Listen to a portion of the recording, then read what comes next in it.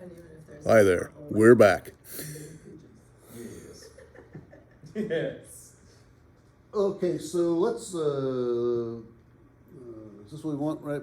28, I'm on 28 now? Yeah, okay. So if you can show the conditions of the possibility of any and all experience, then you can also show how objects must appear to us, right? Objects must appear to us as extended in space and as existing in time. But you can also show that this is not a complete account of them, okay? So against the empiricists then, Kant claims that sense experience is not all we have in knowledge. Sense experience is not all that we have in knowledge. And number one on your handout, this is an essential insight in Kant, that there is an a priori element to all knowing. An a priori element to all knowing. Wait, which handout? Yeah, oh, sorry, not the categories, yeah, the Kant on theology and religion. That's the one I was talking about. Yeah. But isn't that metaphysics then? Like if there's something that's not It's not a posteriori, It's a priori, yes, Yeah. that's right. That's right, and But- especially for Kant. but then that makes it metaphysics, So you could, doesn't it? Like that, Yeah, if there's something that is, It is, it yes, what it yes, is. that's right. Yeah. That's Okay. right. If he can really show that that these things are necessary, that they're, Yeah. that's right. Yeah. Okay. And especially with Kant, right? So Okay. this is one place where, like, even Kant and current metaphysicians would agree that that these kinds of a priori elements in knowing, if they're there, and then if they're a priori, they're necessary, right? Right. And so that's treated, although most metaphysicians now don't really talk about it. Okay. Number two, then, the mind is not a piece of soft wax on which objects make an impression. Instead, it is an active force that shapes and conditions the impressions, all right? And then there's 3A. that's true. Somebody told me, I remember, you're not supposed to have an A unless you have a B, right? But, You have a B. okay. Oh, yeah, there it is, down there. Okay, Yeah. sorry about that. Experience then is not only sensations, but experience is constituted by the ordering of sensations by the mind. And the mind orders sensations according to its a priori structures. And this is what the other chart is, right? The other chart is the categories of the understanding, and those are the a priori structures of the mind for Kant, right? There's 12 categories and 2 forms of the intuition, space and time. And in the first critique, the critique of pure reason, that's Kant's attempt to show what these a priori structures are and why we shouldn't ignore them, okay? Okay. And this is, I'm sorry, I'm talking a lot, sorry Addison and Nelson, but It's okay, they love you. that's kind of like Descartes, right? Like just to. Yes, can it I is. tie that Yes, back that's to right. Descartes? Yes, that's right. These are very similar to Descartes' simple natures, Okay, right? got it. Yeah, very good. Very good question. There are 3 main sections in the first critique. The first is, I'm just going to tell you these in case somebody mentions them, but probably no way around here will, but you never know. Somebody might. The first section is what he called the transcendental aesthetic. Here he says the most basic of a priori structures are called the forms of intuition. There are 2 of them, the forms of space and time. He says to experience object, we must experience sensations as objects in space and time. Without these structures, he says our sensations would be chaos, right? They would be chaos. And these 2 forms of intuition organize sensations into perceptions, right? They organize space and time, organizes sensations into perceptions. That's the first section of transcendental aesthetic. The second one is the transcendental logic. The other structures of the mind are the categories or principles of the understanding, and those are the other 12 in that chart. These are the ways that we cannot help but think about our perceptions, right? We cannot help but think about our perceptions. So when I'm perceiving Aaron's water bottle, I'm perceiving it as exhibiting number. There's just one of them, right? And there it is, right? It's also extended in space, right? So it's extended as well. The mind uses these categories to further organize perceptions or percepts into concepts, okay? Then there's a subcategory of the logic. Number 3 is the dialectic, okay? And here he tries to deal with what happens if we disregard the categories of thought, right? And that's number 4. And what happens is that human beings have a persistent tendency to think that the way the mind is structured is also the way the world is structured, right? The way the mind is structured is also the way the world is structured. Sort of a precursor to Freud, right? Now, when this happens, when this happens, I almost said when this happens, what happens? When this happens, the structure of the mind gets projected onto reality, onto the world, right? And this is what, on Kant's view, speculative metaphysics does. And Kant says it's an illusion, right? It's an illusion. Not an illusion, it's an illusion. So 4a then says it is an illusion to transfer the mind's categories to things in themselves. So when we ignore 3, Mhm. 4 happens. Well, then we construct the world as we think it might be, but But it's really not. It's really not. Well, it might be, but it's just randomly. But that's what happens when we ignore 3. Yes, that's Okay. right. That's right. Got We're it. subject to illusion.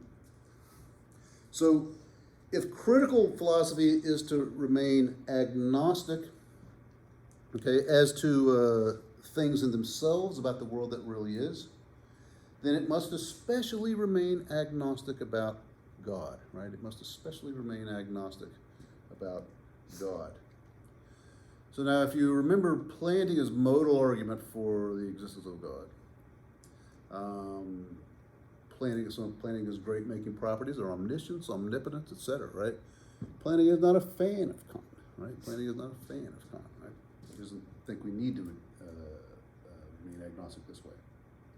So 4b, if the categories, including causation, are ways of ordering sensations and perceptions, then they're not valid when we move beyond the realm of sensation to the realm of the transcendent, because they're part of the mind, not things in themselves, right? Not things in themselves. Now, there's a little bit of an interpretive difficulty here, okay? Kant is strict about this in the first critique, the Critique of Pure Reason. But Kant wrote this other book because people complained that the first critique was too long and hard to understand, so he wrote a guide. He wrote a little guide to it with the catchy title, "The Prolegomena to Any Future Metaphysics." Oh. Yeah, that was a marketing genius, right? Okay. Sure. And in the Prolegomena, he's not totally unwilling to permit causation to be allowed to God, right? He says that, we can kind of perceive the world as if, or as he uses it, als ob, right? As if it were an effect proceeding from a cause, and that cause is God, right? So he's attributing causation to God here, right? And this is, of course, what caused this guy named Hans Weyanger to famously hold that the correct interpretation of Kant on the concept of God is as radically fictive, right? Fictive or fictitious, right? That is to say, a fiction being a linguistic expression that we know is false, sort of like a corporation being a person, right? That we know is false, but which we continue to use for pragmatic purposes, right? In the law, we talk about corporations as persons, because we want them to be subject to laws that say any person who does blah, blah, blah. Or God is man. What's that? Or God is male. Or God is man. Yeah. Mm-hmm, mm-hmm. Or just as existing at all, right? So Weyanger calls Kant's philosophy die Philosophie der als ob, right? The philosophy of the as if, right? The philosophy of the as if. But Kant's philosophy is radically agnostic. It's not fictionalist, right? I think that was a misreading by Weyanger. Kant would say that we can't know it's a fiction, right? We can't know it's a fiction. Okay, Kant returns to teleology in his third critique, the Critique of Judgment, right? And here he closely relates nature with beauty and harmony. And this impels the mind toward the argument from design. But he says this design is countered by an equal perception of waste, right? Which is somewhat similar to what Hume said. Humanity seeks a teleology, but he says he can't produce one. Kant is aware of the rational drives behind the quest for the world cause, that is the cause of the universe. But he says we don't have any language to describe such a cause. And even if we give it its own language, he says, we've then transgressed the boundaries of the religion of reason. Okay? Now, note the contrast with Hume. I know you guys might be thinking he's gone on now and he hasn't said what number we're on, but we're still on 4B. Okay, sorry about that. That was a lot on 4B. There's a lot on 4B. Hey man, 4B is heavy. Heavy lifting on 4B. Okay, now note the contrast with Hume, right? If you think that Hume's kind of empirical talking about God can still be made to cohere with the concept of God or the idea of God, still, God can't be much more than a name for the immanent order in nature, right? For the immanent order in nature, right? In other words, is there design in the world? Well, there's design in the world. Like, why can't that be the brute reality rather than God? Kant, in contrast, keeps God as a transcendent quasi-cause, right? An as-if cause. For Kant, God is the principle that stands outside of nature, right? Outside of nature. And by the way, this is for historical hobbyists. This is exactly what Herder tried to provide. Okay, we all good so far? Sorry, I'm sure you just said this. I got distracted by something under Hume. What do you mean by quasi-cause? Well, in other words, we can treat God as a cause, but we don't know exactly. Oh, so we it's don't just know exactly. him playing, not Yeah. playing, him acting upon the agnosticism. Yeah, that's right. That's Okay, right. got it, That's right. Okay. And he's not just saying that there really is no cause, but it helps us to say there is. Quasi-cause feels like God's working in tandem with another. I don't know. Yeah, Terminology. no, yeah, it doesn't mean it doesn't really But mean I that way. understand what you're saying. Okay, thank you. Okay. That's it. You're welcome. All right, now Kant uses two words, as you guys all know, for knowledge, right? Wissenschaft and Erkenntnis. And he says we can have no knowledge, strictly speaking, no Wissenschaft of God, right? Wissenschaft is the kind of thing that is the word in German, Wissen. You use that like in a science class or something. Did you understand? You understand what it comes? Ja, wissen da, right? You wissen da, and it says weiß da. In other words, it's something sort of scientifically, right? In fact, there was a big debate in Germany around the turn of the 19th and 20th century whether knowledge about religion really could count as Wissenschaft, right? Kant says you can't have any Wissenschaft of God. But what kind of knowledge can we have if it is Erkenntnis, right? Erkenntnis is, so these both translate as knowledge, right? But Erkennen is the word that you would use if you're going to say that you know somebody, right? You know, do you know Max? Yeah, Erkennen. Okay. Well, for Kant, the idea of God is not constitutive. It's not constitutive. That is to say, it's not necessary for our knowledge of the world. So here's the ultimate conclusion of Newtonian mechanics, right? God is pushed out, not necessary to our knowledge of the world. Now, theology prior to this time has been concerned with the use of language to describe, the divine, right? The use of language to describe the divine.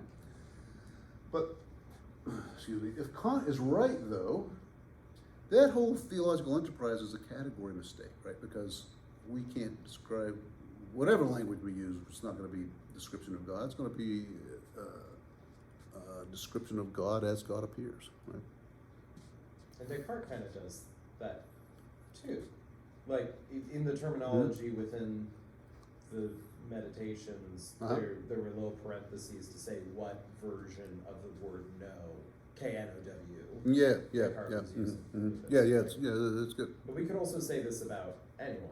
Like, yes, I'm going to use Yah because Yah's looking at me at the moment, but I know Yah, but there's Right. no way I can fully know. Yeah, everything. that's exactly right. So, That's right. Yeah. That's right. What happened?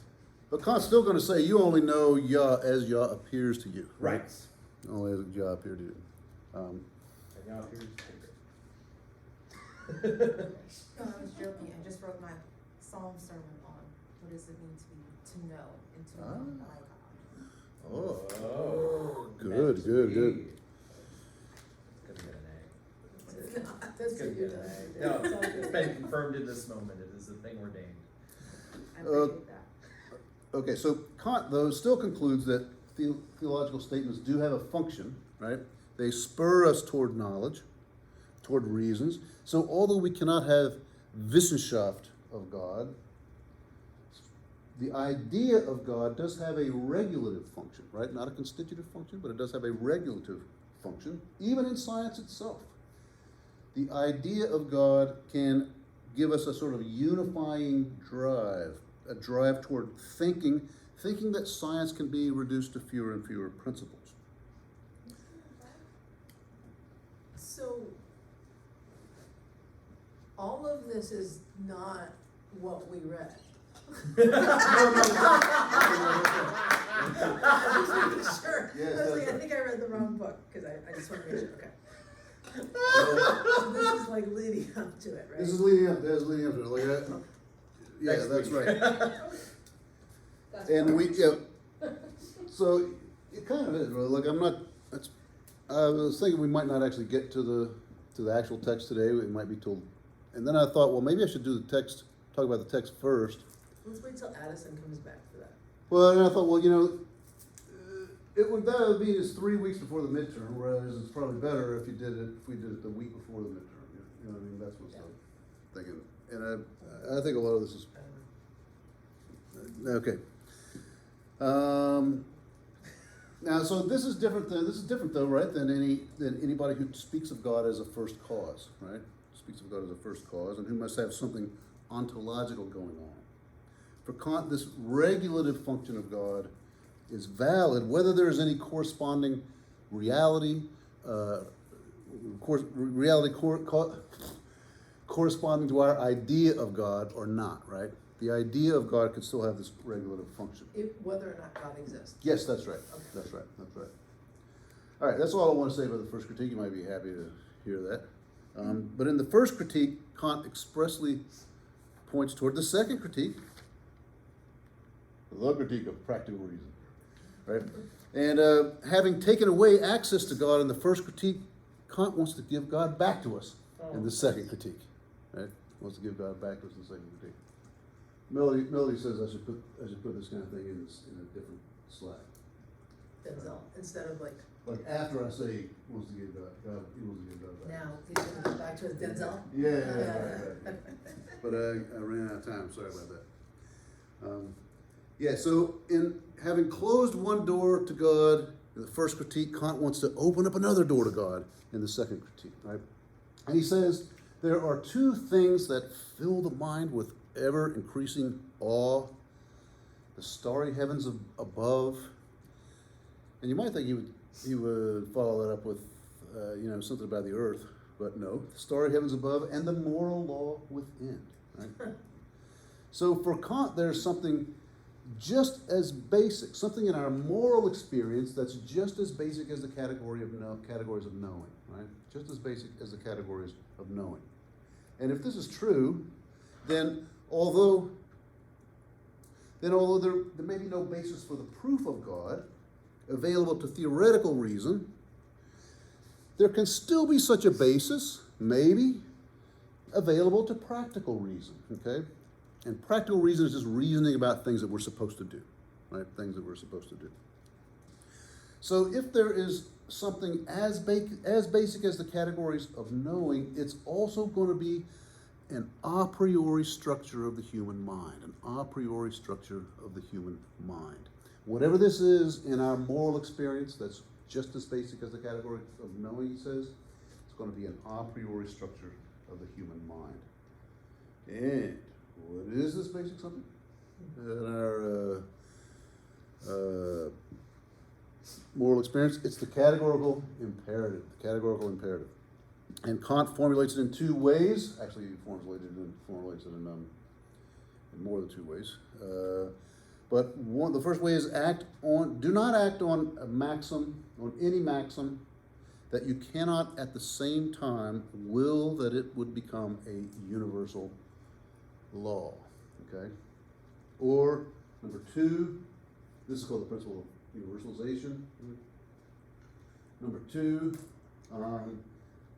that is, never treat anyone else as a means only, but always also as an end in themselves. Okay? That's called the principle of humanity. Actually, Kant formulates it in several other ways too, but these are the two most popular, and this is number 6 on the sheet. Now notice here, there's no kind of construal of the good life, right? Whether it's Aristotle's eudaimonia or Thomas Aquinas's beatitudo, right? Blessedness. There's nothing like this in Kant, and he says nothing like this can be involved in moral decision. Because if it were, in other words, you were acting in whatever way you're going to act in order to have a good life, right? In order to have a flourishing life, the happiest life. He said that's going to be self-centered, right? That's going to be self-centered. Can you repeat that? I'm sorry. Yeah, sure. So in other words, if the reason you are following the moral law is because you want to live a happy life, Constance said, well, that's self-centered, right? And that's bringing in some other, I think it's still in book 1, that's bringing in some of these other propensities, right, into your following of the moral law. Now, for Kant, though, Kant says no action can be called good, at least in an unqualified sense, unless it is chosen solely because to do it is to follow the moral law, right? And that's what he means when he says there's nothing unqualifiedly good, but a good will, okay? And I hope that we'll see, we'll go through this really briefly, that that practical reason can ground certain notions critical to theology, namely freedom, immortality, God. They're not merely possibilities for Kant, but they are postulates of the moral law, right? They're postulates of the moral law. Now, remember, I don't know how many of you guys did a lot of math. I stopped taking math my junior year in high school. Yeah. It wasn't that long ago. Yeah. Don't be laughing. You're laughing. Actually, it was a long time ago. It was a long time ago. But anyway, postulates, right, are, you know, there's axioms and there's corollaries and there's postulates, isn't that right? Yeah. And postulates, they're kind of assumed based on the axioms and the corollaries. Is that Yeah, I get that then you right? still have to go and prove them, but yes. Yeah, self-proof. Yeah, that's right. But at first you take them as given, right? Mm-hmm. So, this is 7a then. If there is an a priori moral law, namely the categorical imperative, then human beings must have freedom, right? Because without freedom, we couldn't even be conscious that there is a categorical imperative, so there has to be freedom, right? Now, notice when he defines the categorical imperative, he doesn't say that the chief end of human life is virtue or living a virtuous life. He doesn't talk about the chief end of human life too much, but he does say that our chief end, he does say that what we want is virtue rewarded by happiness. Now he does say we ought never to do good in order to obtain happiness. If we do, then our act is not unqualifiedly good. Yeah, Laura. I lost you on going from the categorical imperative to all of a sudden humans must have freedom. Okay. So here's the deal. Kant also has this famous saying, ought implies can. Ought implies can. Ought implies can. Okay. One of the people I took Kant from was this British guy. You know how they Yeah, it says, or implies Kant, in the little dash. I, period, Kant. Can we put dad joke rules up here on the board? Yeah, like, right? Ought implies can. In other words, there's no way to say that you ought to do something unless you're able to do it, right? Otherwise, there's no way that you can say you really truly ought to do something, right? So, if there's a categorical imperative, then human beings must have freedom. Okay? So he says, we do want virtue rewarded by happiness, right? Virtue rewarded by happiness. Now, to do good in order to obtain happiness, that's not an unqualifiedly good thing to do, right? Because you've got a little bit of selfishness worked into it, right? Still, he says that virtue is always rewarded by happiness. Virtue is always rewarded by happiness. But now, he admits that this seems to be contradicted by our everyday experience. Like, we constantly see people who are freaking rascallions, right? And they somehow get rewarded. We hear of good people suffering.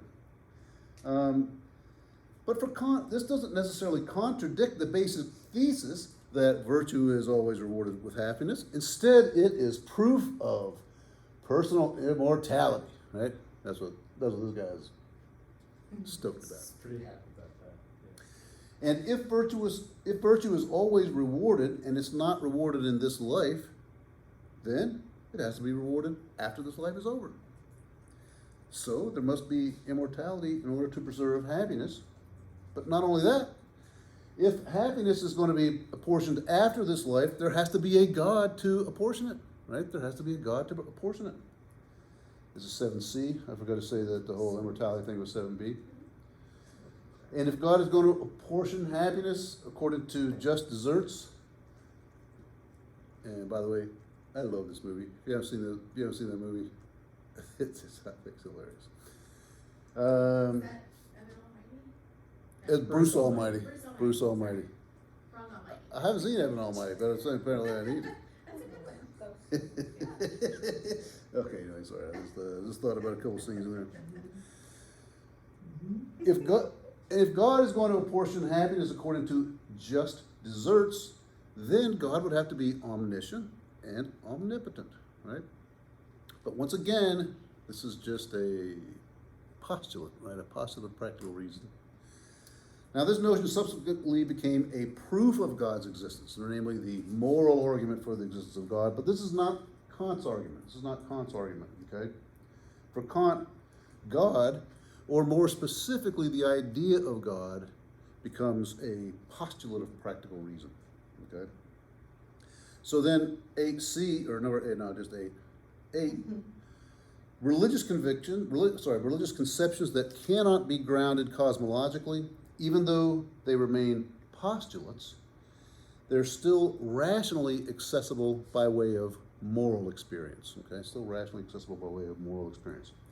And one of the principal theological ideas of the second critique, the critique of practical reason, is the idea of a rational faith, right? A rational faith. I mean, it might seem like that's an oxymoron, right? I mean, isn't faith like, some people consider faith to be irrational? It's the whole point of being faith. You're not really rationally working it out. Well, Kant says, no, there is a rational faith. Faith can be rational and still be faith. You can be absolutely convinced of God's existence without being able to offer proof. He says God cannot be subject to scientific knowledge, but practical faith must act as if there were a God, right? As if there were a God. Once again, we're back to the philosophy of the as if, right?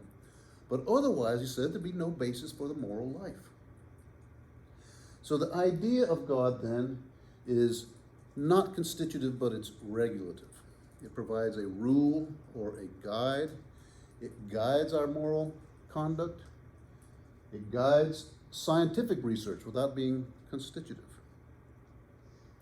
So Kant takes theological reflection out of the realm of cosmology and places it in the realm of moral theory, right?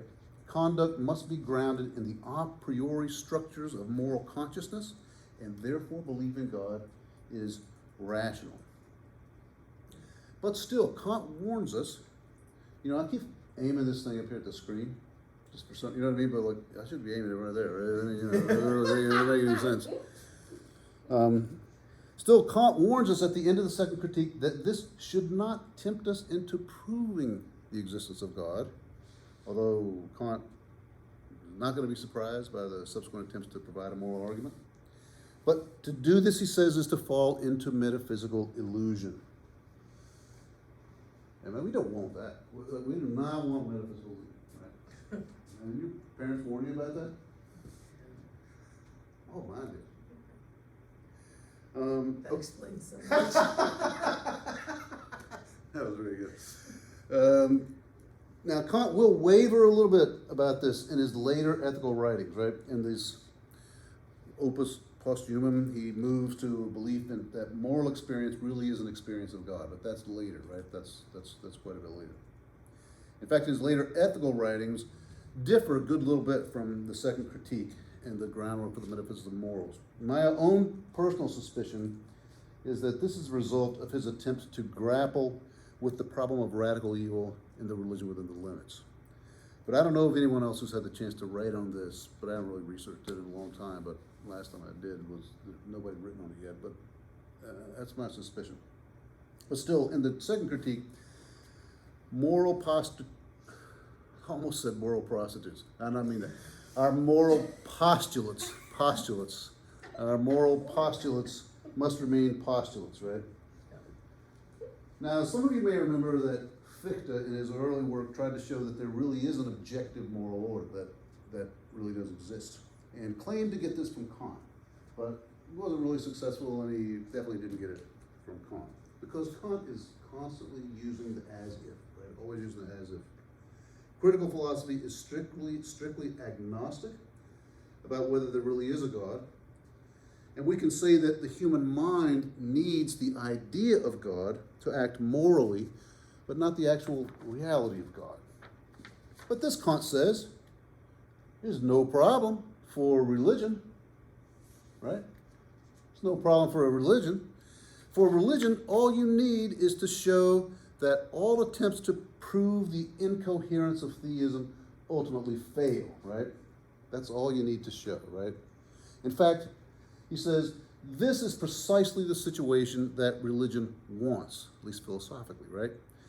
Because if you can't prove the existence of God, then faith can be really faith and not knowledge, right? It can be really faith and not knowledge.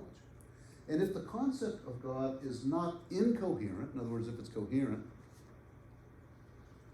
then faith can be rational, right? Faith can be rational. So, voila, rational faith, right? We got it. So number 9 then, God is not an object of knowledge, but, that is a vision shop, but an object of moral faith, right? An object of moral faith, which is rational, not because it can prove a reality corresponding to the idea of God, but because it is grounded in the moral a priori of reason, right? And this is the categorical imperative, which Kant says is pure reason become practical. Pure reason become practical. So then number 10 on the list of Kant on theology and religion, God, or more specifically the idea of God, is grounded, because it's grounded in the moral a priori of reason, it becomes regulative of the practical moral life. And it does this through the categorical imperative, right? It does this through the categorical imperative. Okay. So whenever I have a note that says okay, that means I take a little pause here. We're following along. So in terms of Kant's significance, they lie in 2 principal areas, right? One is that the human mind is limited by its hidden structures. Okay, that is a big thing in terms of Kant's significance for the history of modern religious thought. However those structures are defined and whatever status is assigned to them, prior to Kant, theology wanted to talk about things that, according to Kant, the mind is not equipped to talk about. These limitations have now become reasons for skepticism, whereas for Kant, they were the occasion for awe and wonder. So that's one thing. Secondly, Kant brought a union between religion and morality that was enduring in Protestant thought. And this was not completely original. Much thought in the 18th century was concerned with the usefulness of religion. And we saw this with David Hume. Useful for creating good citizens or civic virtues, etc. In Kant, the union is particularly close. And he stresses the reasons that he thinks morality is dependent on religion. Remember, Hume thought this to some extent too, but he just thought that religion was positively pathological for morality, right? So he rejects it. But Kant thinks not, and that's the point of the religion within the limits. And in the religion within the limits, Kant says that true religion is defined as acting as if one's moral duties were divine commands. Acting as if your moral duties were divine commands. Now, Schleiermacher is going to strenuously object to this. Schleiermacher is going to strenuously object to this. For Schleiermacher, religion is not knowledge, it's not Wissenschaft, but it's not ethics either. For Schleiermacher, it's an irreducible third. An irreducible third. And remember, for Schleiermacher, doesn't he? Yeah, he does. It says, for Schleiermacher, religion was the feeling of absolute dependence, right? The feeling of absolute dependence. We don't talk about Schleiermacher much here. No, that's a I think we should. that's a lack. It's a little extra here in the slide for us. Yeah, I appreciate that. Right. Yeah, exactly. Remember. So is the midterm open? This feels like the right time. Just curious. Well, I usually have the midterm open book rather than open note, but I don't know. We can talk about that. That's the way I usually. Because I really want you to deal with the text itself. You know what I mean? I'm giving you. Right now, I'm just giving you kind of contextualization of the text. You know, I'm going to really just want you to write about the religion within the limits, right? Which we're getting to, but we might not get to it quite today. But we'll get to it. We'll get to it next time. Okay. When you But say- I'm open. What's that? When you say open book, if your book, like all of our reading, like, I mean, obviously that's a book. This is Most what it of is. our reading is online, like, so. Well, but so the texts aren't though. Like, I mean, yeah, that's a good. That's not that's not. Like the articles and stuff, you know, that we've obviously. Yeah, the articles. But I'm going to really ask you about this book. This book. Yeah, this book, and then the Descartes book, and the Hume text. Right? Okay. Those are the ones I'm going to ask you about on the midterm exam, and the articles are to help you. Gotcha. Give you a little bit of another way into them, or to give you a little bit of a critique or a critical purchase on them. Okay. Thank you. Yeah, I could think about open note, but you're not going to really have that much time. Like but you can annotate your books if you want. You know what I mean? Annotate your books. Long things of paper. Oh my gosh, man! I remember giving an exam one time, and this was all on the Bible, and of course, college. Okay, it's open book, so you can bring your Bible. You can bring it. Of course, always, at least gullible people forgot to bring the Bible, right? So when well, can we annotate? Yeah, you can write whatever you want. So one person finishes, and I said, "Can so and so borrow your book? Borrow your Bible, and I'll bring it to you." Yeah, no problem. So, okay, give the Bible to this other guy, and when he gives it back to me at the end of the exam, there was an unbelievable amount of writing in the Bible, and then in the back of it, all kinds of notes here and there and everywhere else. But I'm like, okay, that's Study Bible. It's a study Bible. Well put. That's right. Okay, now where were we here? Yeah. Okay, so Schleiermacher thinks no. Now Kant also addresses himself to the question of of empirical religiosity, right? He's inclined to reductionism, and he marks the turn to positive religion. Positive religion. Now, before Kant, the deists were inclined to treat anything that was unique to Christianity as redundant. And for Hume, as we mentioned, the natural history of religion is positively pathological. But after Kant, there is an increasing tendency to argue for a fundamental teleology underlying the history of religion. Both Schleiermacher and Hegel argued for such a teleology. And if you read Hegel's lectures on the philosophy of religion, it's just overt. Like the entire global history of religion, right, is all evolves toward the highest form of religion, which of course is 18th, or in Hegel's case, 19th century Lutheranism, right? Both Schleiermacher and Hegel also argue that Christ, as the Redeemer, brought something into history that was, in principle, final, right? Final.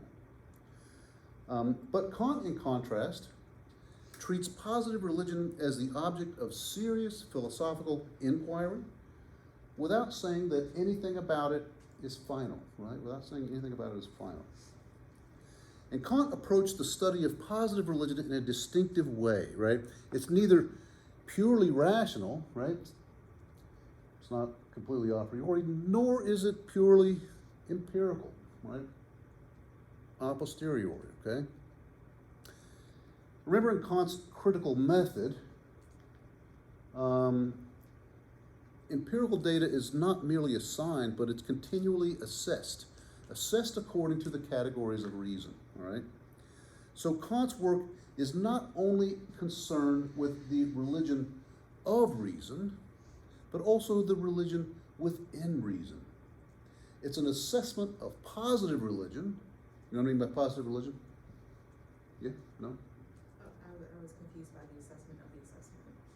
The assessment of the assessment? I might have misheard that. Oh, okay. So, Kant's religion, biblical religion, is an assessment of positive religion, okay, by setting out the limits of religion that are prescribed by reason, okay? Setting out what I said before is, I don't know what I actually said, but I said, in Kant's method, empirical data is not only assigned, but it's continually assessed according to the categories of reason, okay? It's going to be the same with religion, okay? Okay, now what Kant is seeking then is a positive a positive union of the, possible union, I've been talking for too long, a possible union of the Christian religion, that is to say, a historically particular religion, with the purest... She talked too long.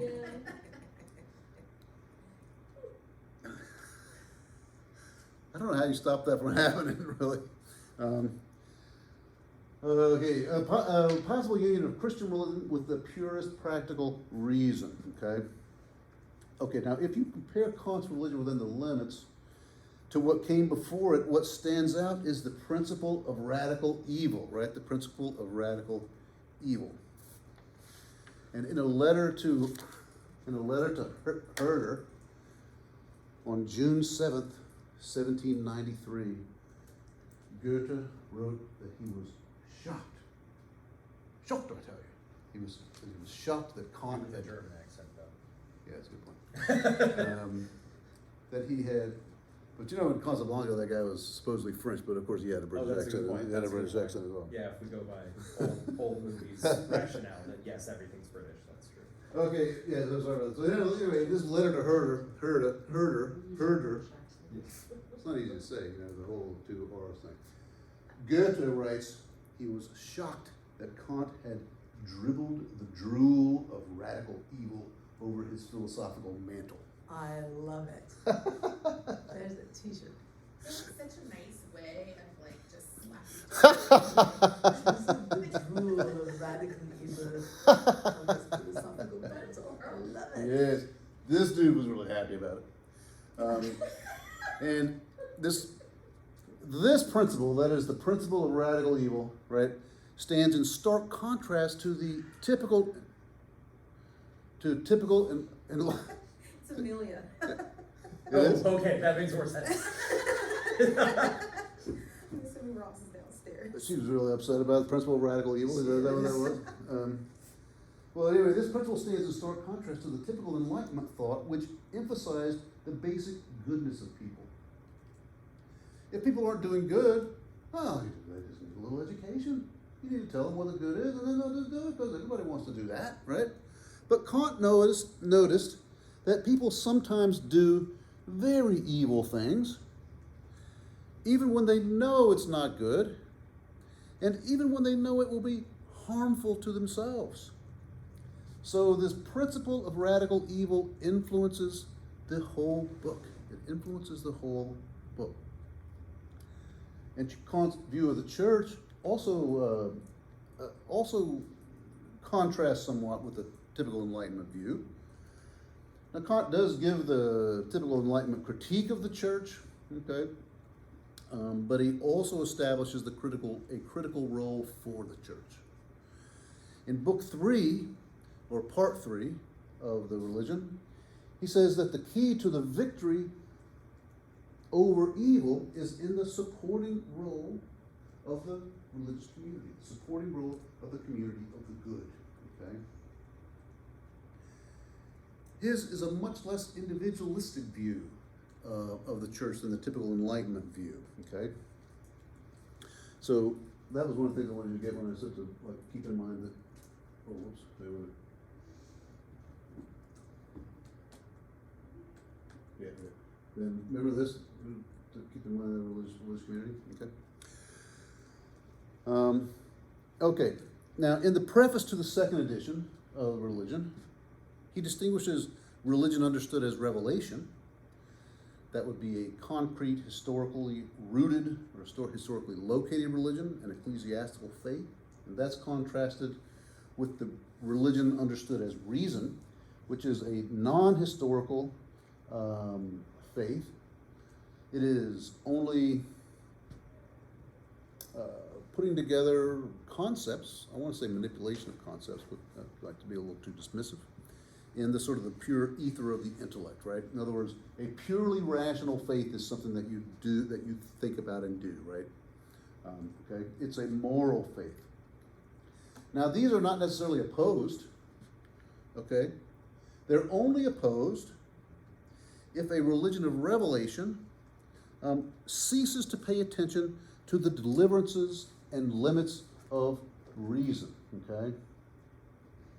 They're only opposed if the religion of revelation stops paying attention to the limits and deliverances of reason. And if it does, he says it becomes a cultus, right? A cultus, where the contingent is elevated above the necessary, okay? But the way they should be related is as two concentric circles. I should have put concentric circles up there. Sorry about that. Encompassing, where ecclesiastical faith is the sort of wider circle, encompassing the religion of reason or moral faith.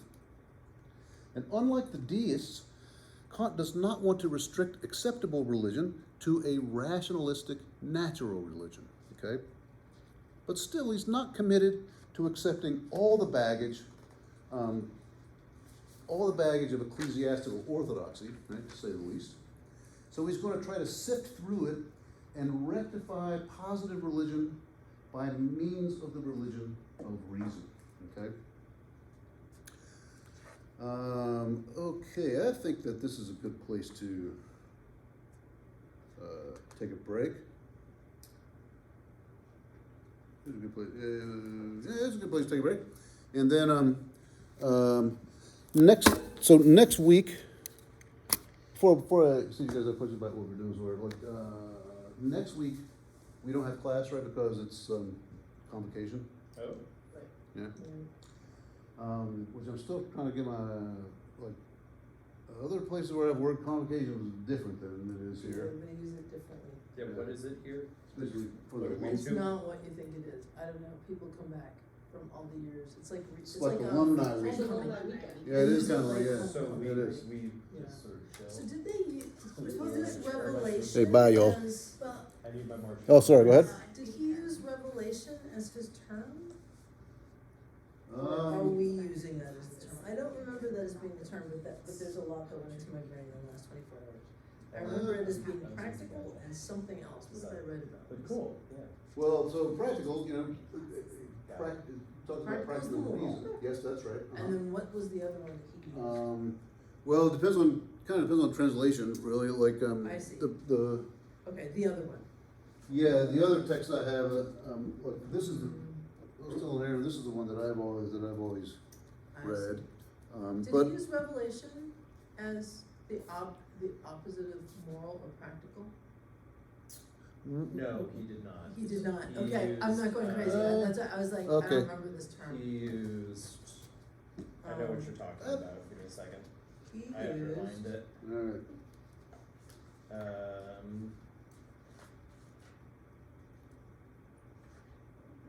How come oyster sauce? I'm looking for this, I thought you, but anyway, that's the, Anyway, no, as long as I know nuts, then that's okay. Why am I nuts? But I'm gonna shout it out randomly Yeah. when someone's talking. Mhm. and- well, anyway, Beg your pardon. yeah. Next week we've got convocation, and then the week after we'll come back, and that's when I'll give you my reading of this whole text, right? Proceeds through 4 parts, right? And the table of contents, by the way, is a, Religion of rogation there you go. and moral religion, if that's what we're talking about. Not completely. that's I think that this translation is good, better than, like, in the text, but that's a weird word, you know? Prorogation, especially because we have a whole other meaning for that. But I might be quoting the wrong Wait, part. I'm just gonna look at what I wrote. Okay, So anyway, we'll go, I mean, just to, you know, there are these, well, okay, I'll get through all that. So these are the 4 parts, right? And we'll talk about all those. We'll also talk about some assumptions and like the zones that Kant's thought in this text moves through. And these, some presuppositions. And then we'll do the rest of the text in 2 weeks, okay? And